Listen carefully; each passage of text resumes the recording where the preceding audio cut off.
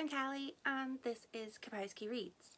Back in January I posted a video which was the 22 books that I hope to read in 2022, and I will pop a link to that in the description. So because it's now April and 3 full months of 2022 have passed, I decided to have a little look and see what progress I had made so far. But it turns out that I had only read 2, and I read them both in January, and then it seems like I just swiftly forgot of the books that were in my 22. So I decided this month to set aside time to read 4 books from my 22, because that'll bring me up to 6, which is about where I should be at this time of the year. I decided to just give each book a number between 1 and 20 based on alphabetical order, roll a d20 and do that 4 times, and that's how I picked my 4. As luck would have it, they all ended up being very different kinds of books. I don't like reading the same thing over and over, so I was quite happy about the variety. I'm not feeling very well right now, so my throat is a little bit scratchy, so I do apologise for the croakiness, but I think it means I'm gonna be a little less shrill and high-pitched, so maybe that's for the best. So let's just get into the books that I read. First up was Widowland by C.J. Carey, which I bought on a whim in Waterstones ages ago when I went shopping with my friend Amanda, and I had seen this book described as being a cross between Handmaid's Tale, 1984 and Fatherland. So my expectations were pretty high going into this one. This book was set in an alternate UK where Edward didn't abdicate, so the Queen, who is the current Queen of the UK, was never crowned. It was quite nice having that little, alternate history, and in this book women have been split into castes, which I think is where the Handmaid's Tale references or likenings came about. The protagonist works in the Ministry of Culture, and her job is to edit texts so that literature doesn't give people unpleasant ideas, such as thinking for themselves, it seems. And I did like the introduction of this book. I quite liked Rose, our main character. She was quite aware that what she was doing, maybe wasn't for the best. In this book there is a sort of a rebellion bubbling, and Rose is sent to the Widowland, which is where the lowest of the women, who are also the most educated of the women, have been sent to basically just fend for themselves. And she is sent there to find out what is happening with the rebellion. And that sounded really, really interesting, because I enjoy books where there's a band of people that stand up for what is right, or at least against something that is wrong. I think the blurb of this book made it seem so exciting, and I was so ready to read a really exciting dystopian novel, and that is not what this book was. Very little of this book actually features Rose looking into the rebellion. I expected this book to be a lot more exciting and tense than it was. I did feel a little bit bored reading this, which is so bizarre because it sounds so thrilling and it was not. I think that the plot of this book was just so interesting, and the potential for this was just immense. It could have been such a really exciting and thrilling book, with a sense of danger, but there felt like there was no real danger or risk.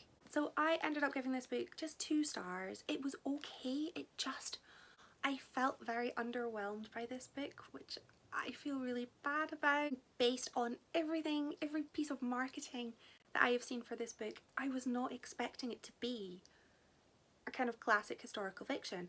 I was expecting more from this, and I didn't get it, so oh well, not for me, but 1 more ticked off of my 22, so still winning. The next book I read was The Moon, the Stars and Madame Burova by Ruth Hogan. I'd never read anything by this author before, but I had heard good things, so I was quite excited to go in and read this. And this book was about a young woman who her parents had passed away, and at this point she found out that she was actually adopted. And she makes contact with Madame Burova, who is a fortune teller, which instantly I was excited by. And it turns out that Madame Burova knew a little bit about where this young woman had come from. And this book took place over 2 timelines, so one in the 70s and sort of at a holiday park, and it's all very exciting and very like summery and holiday and really quite fun, and the other half took place in modern day. So my main issue with this book was that Madame Burova knew at least the mother of this child, but was sworn to secrecy. And I just thought that was cruel, to make contact with this young woman and be like, yeah, I know who your mum is, but I can't tell you. No, I didn't like that. I thought that was just so harsh and unfair. I didn't enjoy that. And I didn't like the main character either. She seemed very obnoxious. It was okay. It was an okay book. I really enjoyed the bits in the 70s. They just seemed fun, and like this holiday park was a really enjoyable place to be, and I did like that. I much preferred the sections in the past, with one huge exception though. There were a few descriptions in this book about cruelty to a dog, and I didn't need that. It didn't add to the story, didn't enhance anything, wasn't overly relevant. The person who was harming the dog we knew was awful. We didn't need them to hurt the dog, so I'm not okay with that. And I think if this book didn't have that in it, I would have rounded up to a 3. I ended up rounding it down to a 2. This book was just, it was light, it was fluffy, it was a fine book. I probably will read more books by this author. I think there might be a second book. I don't know if this is a series. I've seen another book that has a very similar cover, so I will be checking out their other books. I hope there are no animals harmed in those ones though. So that's my second one.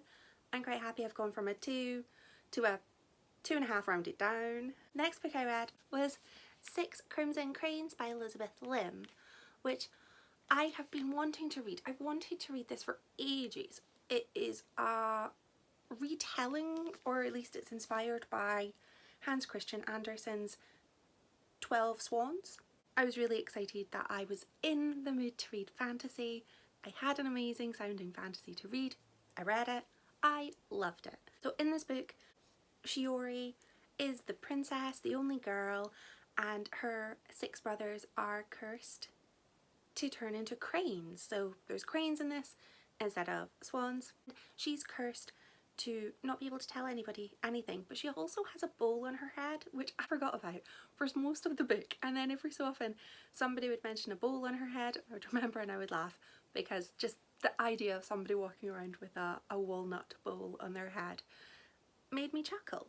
So because she's got that bowl on her head, nobody recognises her, she can't communicate, and she is just trying to find a way to save her brothers, save her family, save her home. And in doing that, she finds the man that she was betrothed to and had kind of ran away from their betrothal ceremony. She didn't want to marry him. And then, you know, they get to know each other, and it's quite lovely. I thought the world in this book was just so immersive and just beautiful. There's a map in this book. I think every book should have a map, regardless of where it's set. Even if it's set like in a city I know. Give me a map. I want a map in every book. I'm not asking for the moon, just a map. That's what I want. And so this, it really gave me a sort of scale of just the journey that Shiori was taking. So in the start, we've got that curse, and then she ends up in a palace working. She's an amazing chef, so she is working in the palace, and there's a horrible person in the palace, and it made me so annoyed. But then, you know, congrats to the author, because she's written a character that I hated so much. I just think it's such a powerful writing. If you can write a really rounded character that makes me angry, then, you know, you've done something there. But I loved all of the characters in this book, with the exception of the mean girl, the token mean girl. She was horrible. Didn't like her. I also didn't like the cousin. But other than that, loved the brothers, loved Shiori, loved Takan, loved Magari, and this book also had a dragon. I mean, it had everything. It had fantasy world, had magic, had a dragon, had a strong female lead. This gave me everything I wanted. I really enjoyed this book. I gave this 5 stars because it needed 5 stars. I loved this, and this was the 3rd of my 2022 that I have now ticked off this month. So I was feeling pretty good about myself. I was feeling smug, and pride comes before a fall. And I did fall. The final book that I read was The Island by C.L. Taylor. I have a confession. When I marked this book as currently reading on Goodreads, I realised that I have actually DNF'd this author twice before. So this was my 3rd time trying to read one of their books. And, well, this book sounded really exciting. It's about 6 teenagers who end up on an island in Thailand, and their guide dies. So they are stranded on this island, and their worst fears start coming true. That sounds terrifying, but also super interesting. 2 of my favourite books are And Then There Were None and Lord of the Flies. This kind of seemed like almost a mixture of those 2. So I was really excited to read this, and the book started very similarly to one of this author's books that I have previously just given up on because I couldn't go on reading it. So I was a little bit worried. This was a young adult book. I am not a young adult. I think my mum will say that I am, but I think that's just what mums do. I am 35. I am not the target audience for a young adult book, but I will still read them. This was a really quick read for me. I read it over 2 evenings. I think it maybe took 3 hours to read the whole book. It's not super long. It's just under 300 pages. The characters in this book were awful, but I don't need to be able to like the characters in order to enjoy a book. So I'm okay with that, especially in this sort of book where there's the element of danger, where anybody could, you know, get bumped off. It's even better if they're horrible characters. I'm not going to get sad that way. So I was okay with that. But it just felt like this book was building and building and building up to nothing. The ending of this book filled me with rage. I was so angry at the ending of this book. I thought maybe I was overreacting, and then I checked with some of my friends who agreed, no, that's not how that thing works. I'm being vague in case you want to read it, and I don't want to spoil it. But yeah, the premise was so exciting, and the book should have been thrilling. I should have been, you know, eager to turn the page, and I wasn't. Yeah, I didn't really enjoy this. I gave it 1 star, and I just think that perhaps this author might not be for me, and that's okay. There are previous books that I did DNF where they're adult fiction. I just thought that perhaps because I do love young adult books that I might fare better with this, but it was not for me.